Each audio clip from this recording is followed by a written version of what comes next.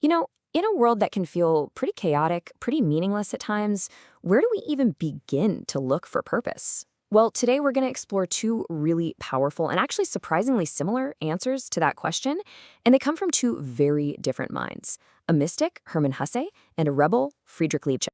So yeah, that's the big question, isn't it? When things feel random and out of control, where do you turn?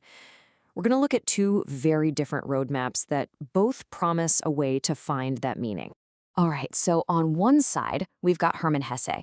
His amazing 1922 novel, Siddhartha, gives us this kind of mystical path. And on the other side, you've got the philosopher Friedrich Nietzsche, and his masterpiece, Thus Spoke Zarathustra, which throws down a gauntlet. It's a rebel's test.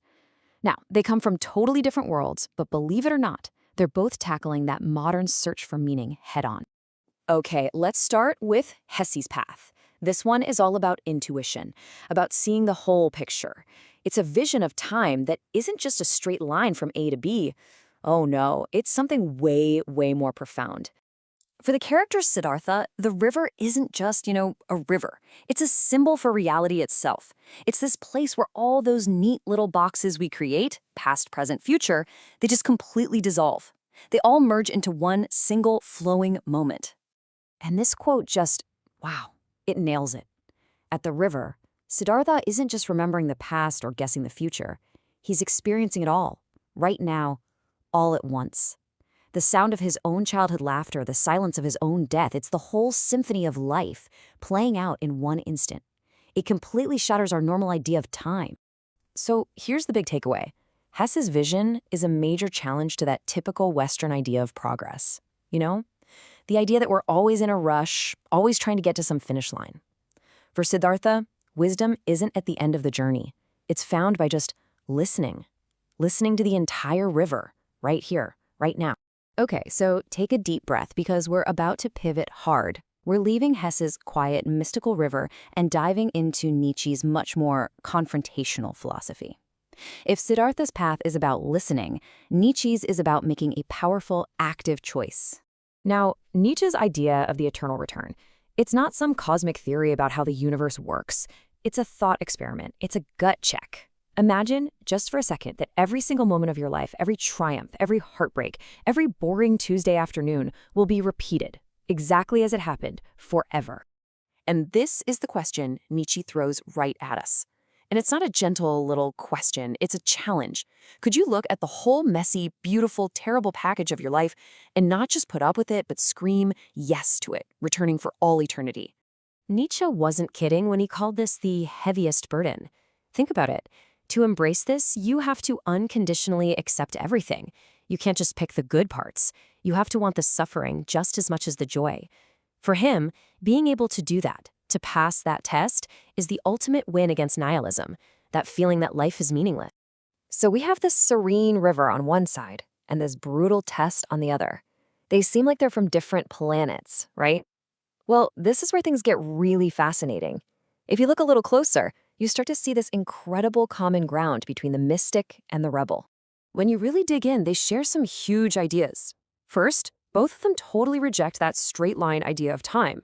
For both, truth isn't some prize you get at the end, it's the way you choose to live right now. And crucially, they both say meaning is found right here, in this world, in all its messiness, not by trying to escape to some other place. And finally, they both see life as this constant process of becoming, not some fixed, static thing. This little chart kind of lays it all out. You see, Hesse suspends time into one big moment, while Nietzsche radicalizes it into an endless loop. Siddhartha finds his wisdom through a kind of passive listening, while Nietzsche demands an active, powerful willing. Both get you to a total embrace of life, but man, the way they get there is really different. And that difference in method, that is the absolute heart of what we're talking about today.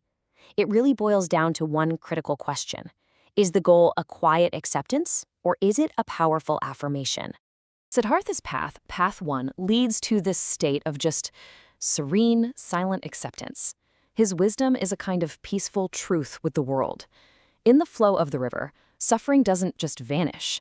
It gets absorbed into this bigger, harmonious whole. It kind of loses its sting. Nietzsche's path is pretty much the opposite. It's not peaceful, it's tense. He calls for a tragic affirmation. It takes this huge act of will to stare suffering right in the face with all its horror and not just accept it, but actively choose it, to want it again and again. So really, it all comes down to this.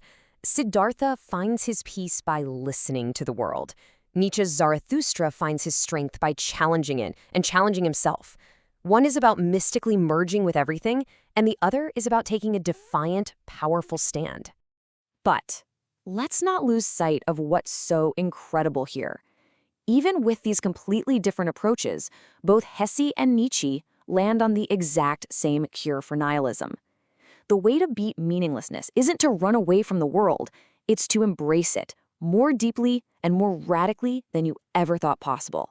So at the end of the day, we're left with these two distinct but parallel paths. You have the path of the river, which offers this quiet wisdom that brings you peace, tranquility, and then you have the path of the eternal return, which offers this tragic affirmation that forges an incredible, unbreakable strength. One path is this beautiful voice from Eastern mysticism. The other is like a thunderclap from Western existentialism. They aren't really opposing answers. Think of them more like parallel responses to that same timeless, deeply human search for a meaningful life, especially in a world that often seems to have none. Which leaves us with one final question to ask ourselves.